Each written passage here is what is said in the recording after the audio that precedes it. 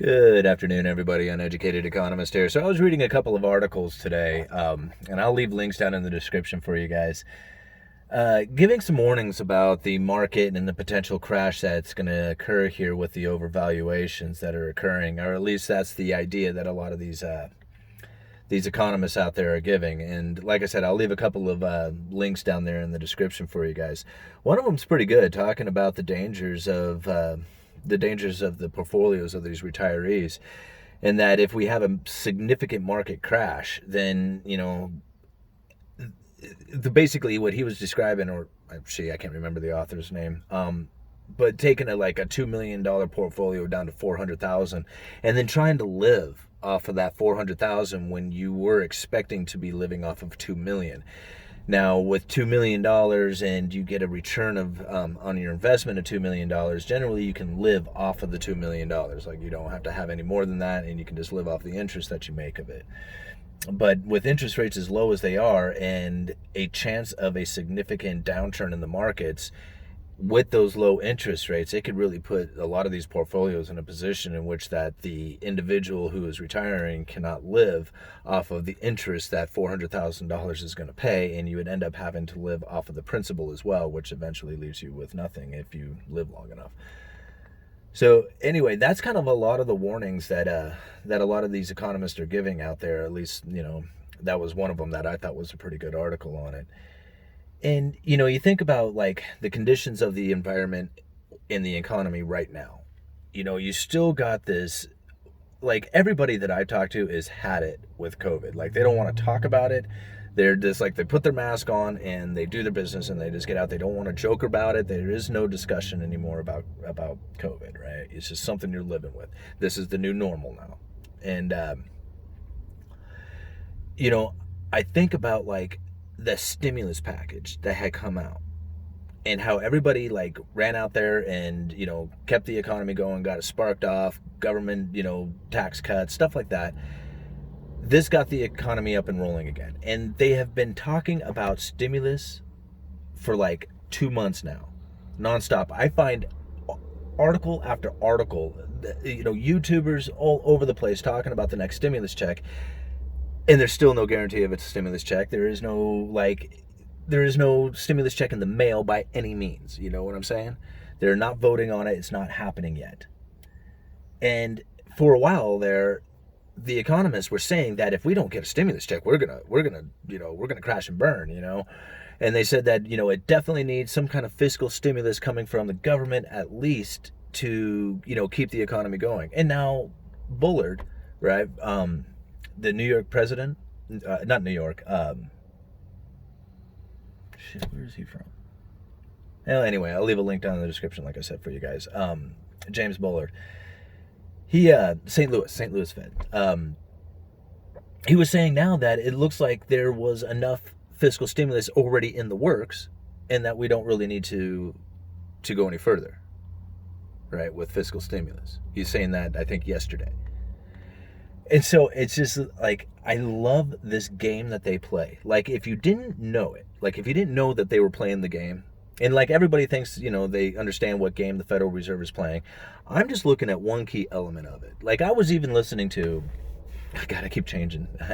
But I was listening to Rickard's currency war last night. So I know for a lot of you that I can, but I don't read very well. I don't read a lot of books. And so I started listening to books online, and I figured Currency Wars would be a good one. It would be one that I would understand and follow and all that other stuff. And I remember in that book, or at least, in the part that I was listening to, Rickards was talking about a Ben Bernanke speech, and he talked about some really good elements inside of that speech, but the one that he did not key in on that I see taking place right now is the talk about the credible threats. And that's what a lot of this is. I mean, you think about the Federal Reserve and the efforts that they have put into, this economy, into saving this economy. Now, they have swelled their balance sheet up dramatically, but almost everything that they have done was jawboning. It was just saying that they were going to do things that they hardly did. Okay? They said that they were going to buy, all kinds of corporate debt. They bought some. They said that they were going to do a lot of lending into the economy, And they built a lending facility to pretty much cover any corner of that lending or of any lending market that needed help, right? So if there was ever a part of, of a lending market, whether it's for small loans or for housing or for anything out there, credit cards, auto loans, they have a lending facility to back that up. So if somebody says, oh, I'm sorry, we're not into buying car debt any longer or whatever, the Federal Reserve is going to step in there and say, well, we will. That's ultimately what they said. And when they did that, they convinced all the investors to go out there and front run the Federal Reserve. And they bought up all these investments that the Fed said that they were going to buy. And did they buy? Yeah, they bought a little bit. They have to keep that credible threat going. That is what's taking place now. That's what we see. That's why you have all this talk about the fiscal stimulus and stimulus checks and all that other stuff. They want to convince you that these things are coming so that you will feel comfortable about being able to go out and spend your money. They don't really want to stimulate the economy with more debt. It doesn't produce. It only lasts for a short time, and then when it's gone, and you need to do it again. It's just like drugs. I mean, you can look at debt and debt-based economy just like drugs. If you know anybody who has ever been addicted to drugs or alcohol and you replace that with debt, it's the same thing. It's the same. I mean, the reactions, the emotions, the consequences, everything comes from it is almost the same. And that's unfortunately what happens when you start stimulating the economy in the ways that they have just recently done. Where you just hand money out, where you cut taxes, where you increase deficit spendings. When you do that, there's consequences to pay for that. And in the end, the people who are benefiting the most from it are generally gone. A lot of people don't realize it because when they think about like Keynesian economics and stuff, Keynesian, like they asked him, how long is this going to last? And he was like 100 years. And they said, well, what happens in 100 years? He says, it doesn't matter. We'll all be dead. Right? George Bush said the same thing about it. In 100 years, we're all going to be gone. Everybody who's listening to this video, anybody who's dealing with the economy right now, 100 years, they're all going to be gone. So if you can set up a plan that lasts 100 years, what difference does it make? You're gone.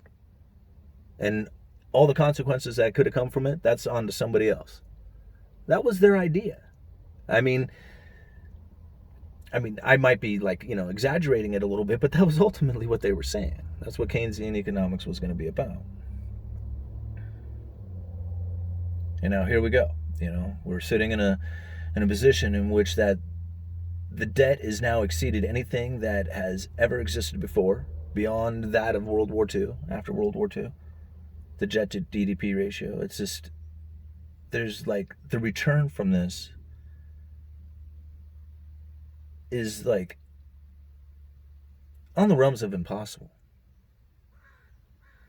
It's not even you can't even consider it like a possibility to return to anything that would ever have been considered like a normal environment for economics. It's just not going to happen. So what it is, it's more of like a preventative crash, because you're definitely going to, it's coming to an end at some point. I mean, the fiat currencies always do, and this one will as well. But it's like the efforts are is how long can we keep this thing going for before it does crash? And all the efforts of the Federal Reserve and the government are to basically prevent that crash from taking place. And that's where we are now. I mean, I like hearing people talk about the way things should be. Hardly anybody talks about the way things are. Like they say, especially when it comes to things like Social Security or taxes or debt or anything like that. They always talk about well, when this happened back in so-and-so date, this is what was promised, And I'm thinking, if you hear anything coming from the government that is somewhat of a promise or temporary or something like that, it's not. That's going to be a permanent thing. I mean, especially if it exceeds the time that they said that it was going to be. If the expiration comes and they extend it and they keep extending it over and over and over again, that's a permanent thing. And that's what is taking place right now. These temporary measures coming from the Federal Reserve, what would they refer to as exigent and unusual circumstances are going to be normal circumstances before it's over. Anyways, I have to head back into lunch, all done with work. I get out here sometimes, I read a couple of articles, and then my mind just goes, it just starts wandering off there. Anyway, uneducated economist, you guys let me know.